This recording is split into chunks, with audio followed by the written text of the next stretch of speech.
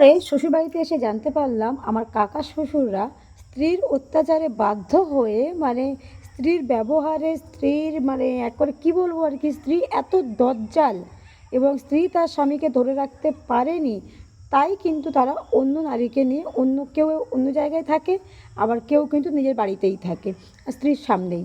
তো যাই হোক, সেখানে আমার কারণ হিসেবে যখন জানতে পারলাম তখন একটাই জিনিস জানতে চাইলাম যে কাকিমাদের চরিত্র একদমই ভালো না। তারা কিন্তু একদম অ্যাডজাস্টেবল নয়, তাদের একেবারে স্বামীকে ধরে রাখার ক্ষমতা নেই, তাই এটা হয়েছে। তো যাই হোক, বিয়ের 10 বছর পরে যখন আমার নামেও একই রকম অভিযোগ এলো এবং সেই অভিযোগ আসার পরে কোথাও না কোথাও দাঁড়িয়ে সেখানেও এই একই অভিযোগ এলো যে আমার স্বামীর কোনো দোষ নেই। কারণ আমার নামে পরকীয়ার অভিযোগ যেটা আমার কাকা শ্বশুরদের নামে ছিল, তাতে কিন্তু তাদের স্ত্রীদের দোষ ছিল।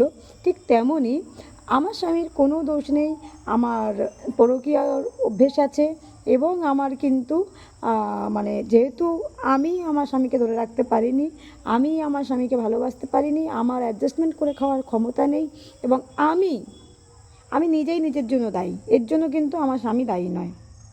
কারণ আমাদের এই সমাজটি এমনই একটা সমাজ, যে সমাজে স্ত্রী পরকীয়া করুক অথবা পুরুষ পরকীয়া করুক, যদি অভিযোগ ওঠে পরকীয়ার বিরুদ্ধে, তাহলে কিন্তু সেটা সর্বক্ষেত্রে স্ত্রীই দায়ী থাকে, কখনো পুরুষ দায়ী থাকতে পারে না। তাতে যদি পুরুষের নামে পরকীয়ার অভিযোগ ওঠে এবং প্রমাণ থাকে, তাতেও সেটা স্ত্রীর জন্য হয়েছে, এবং যদি স্ত্রীর নামেও পরকীয়ার অভিযোগ ওঠে এবং প্রমাণ থাকে, সেটাও কিন্তু সেই স্ত্রীর কারণেই হয়েছে।